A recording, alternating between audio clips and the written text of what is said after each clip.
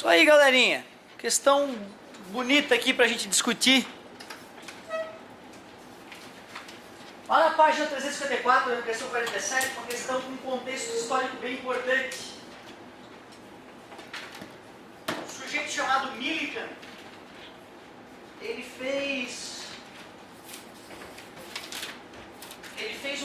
um dispositivo, um aparato, onde ele borrifava gotículas de óleo no equipamento e, controlando o campo elétrico gerado no equipamento, ele conseguia fazer a gotícula de óleo flutuar. Ficava parada, a gotícula de óleo, em vez de cair, ela ficava flutuando. Ele olhava lá e eu consegui deixar a gotícula flutuando. E com essa experiência chamada de experiência da gota de óleo de Millikan, que pode depois pesquisar um pouco mais, nós vamos falar mais dela futuramente, ele conseguiu achar a relação matemática entre a massa de um elétron e a carga de um elétron. Depois um outro sujeito fez uma outra experiência chamada ampola de Crookes, que resultou nessas lâmpadas, e também achou uma relação entre a massa do elétron e a carga do elétron. Com essas duas experiências, da gota de óleo de Millikan, que nós vamos ver a ideia agora, e mais a experiência da ampola de Crookes, o homem conseguiu achar a massa do elétron e a carga do elétron. Então tu vê, tem motivo de ser essa questão.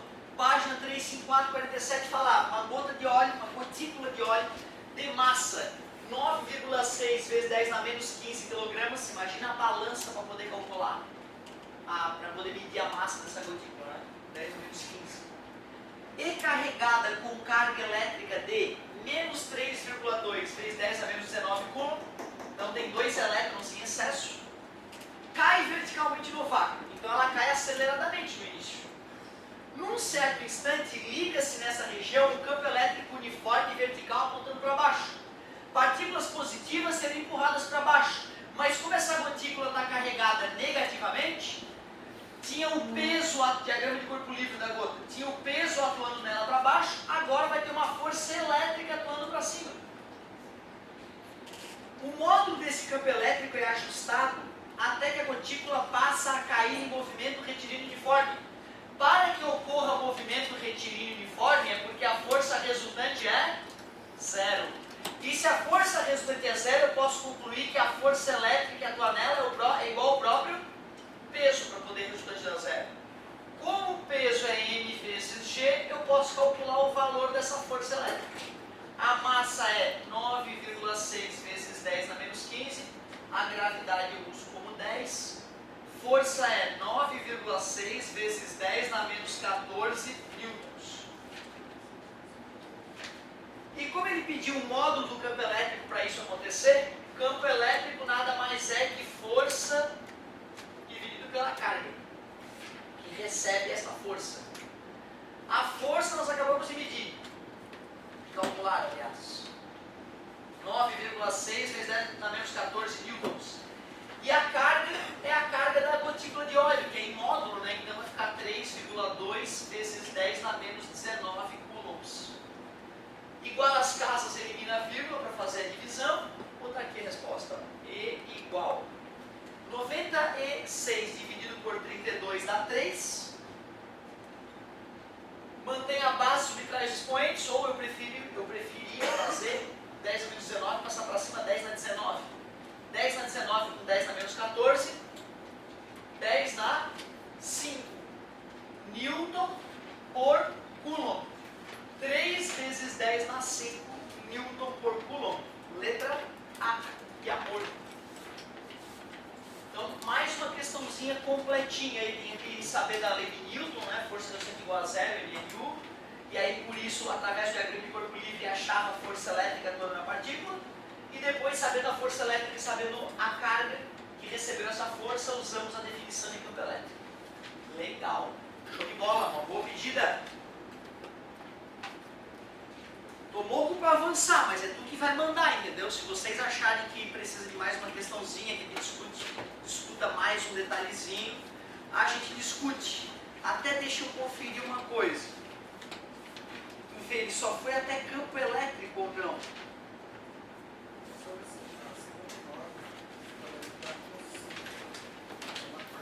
59. Ah, é, mas eu já tinha recebido essa reclamação. Isso, não custa discutir isso. Sempre que você vocês perceberem, pessoal, assim, ó, foi fazer uma questão, deu um problema na questão. Aí tu foi lá, olhou para ela de novo com carinho e continuou o mesmo problema. Não fica gastando muitas horas, tá, gente, de esforço nesse momento. Porque pode ser uma bobagem, pode ser um erro de gabarito, como foi esse caso. Eu perdi muitas horas de estudo na minha vida achando que eu estava errado. E algumas vezes era o gabarito que estava errado. Tá? Eu nunca trabalhei com nenhum material, eu já trabalhei com todo tipo de material que pode imaginar. Todos, mais de 7 tipos de materiais diferentes. Eu nunca trabalhei com nenhum material que não tivesse muitos erros. Repito, todos os materiais que eu trabalhei na minha vida, positivo, energia, ângulo, meu Deus, trabalho que nem nome tinha, um material que nem nome tinha, mais de fundo de quintal. E todos eles, dos mais ninjas aos mais simples, todos estavam entupidos de erro. Erros mais fortes, conceituais, e erros de gabarito nem se fala. Então não fica te magoando não, tá, cara? Não fica te magoando porque nós temos mal de material de maneira geral no país. Então olha só, tinha um ponto P aqui, tinha um ponto C do lado de cá, um ponto B do lado de cá, um ponto D aqui e um ponto A aqui em cima. A figura representa as linhas de força do campo elétrico que existem em certa região do espaço. Sobre uma carga de prova positiva localizada em P, agirá uma força. Tu vê, ó, uma partícula positiva em P, ela vai fazer um caminho similar ao das linhas, gente, ó. Ela vai fazer um caminho similar ao das linhas, beleza? Ela vai fazer isso aqui, ó. Como é que seria a força atuando nela naquele momento? A força seria tangente à linha de campo. Então a força elétrica atuaria no sentido do ponto B, certo? E não em qualquer outro lugar. Então é dirigida para B. Não tem o que ver. Se fosse uma partícula negativa dirigida para C, qual era o gabarito que ele fornecia? Dirigido para C? Só se fosse uma partícula negativa, uma carga de teste negativa. Tá? Então esse foi o errinho do cara, nada demais. Mais alguma coisa?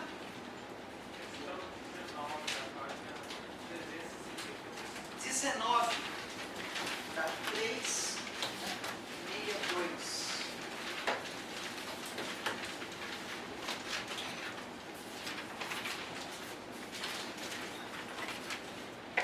Gostando de ver, galera. Obrigado pela participação, hein? No século XIX, a máquina de Xerox vira um meio de reproduzir textos escritos e popularizá-los. Os chineses já faziam isso, né? Carvão. Eles faziam cópias, né, há 3 mil anos atrás. Cópias rudimentares, obviamente, né, mas muito detalhadas. Né, um processo totalmente diferente, mas eles já faziam impressões muito antes do Gutenberg. Essa é a verdade, né? A gente desconhece, na verdade, a história pelo lado oriental. No século XX, então, a máquina de Xerox, nesta máquina, o papel eletrizado na sua parte escrita atrai o pó tonalizador, chamado toner.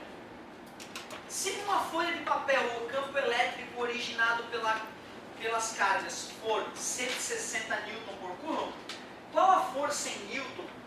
Com que força em Newton ele atrai uma molécula de pó tonalizadora carregada com menos um elétron? Se ela está carregada com menos um elétron, a carga dela é a carga de mais um elétron. Concordo? Carga de um próton, aliás. Mais 1,6 vezes 10 a menos 19 coulombs. E ele falou qual era o valor do campo elétrico na região, 160 newtons por coulomb. Como a definição de campo elétrico é força sobre carga, se eu sei o valor do campo e sei o valor da carga, basta multiplicar para achar o valor da força. Está dividido, passa multiplicando. 16 vezes 16 é 256, né? Eliminei a vírgula com zero. 256 vezes 10 na menos 19 newton. Para colocar em notação científica, 2,56, 2. Já dei 2 segundos para a esquerda, só falta dar mais 17. 2,56 vezes 10 na menos 17 newtons. 2, letra D. Letra D. Show de bola! Uma. 4 da página, gasolina. Foi a página só para me ajudar aqui. Ah, é na 355? linda? A figura mostra as linhas de força de um campo elétrico criado por duas cargas elétricas uniformes. Analise afirmações e identifique a correta. Observe, cara, que ele não colocou as setas. Como ele não colocou as setas, eu não sei dizer se elas são positivas ou negativas. Eu só sei que elas têm sinais iguais. Porque se elas tivessem sinais opostos, como eu desenhei para vocês outrora, as linhas sairiam de uma em direção à outra.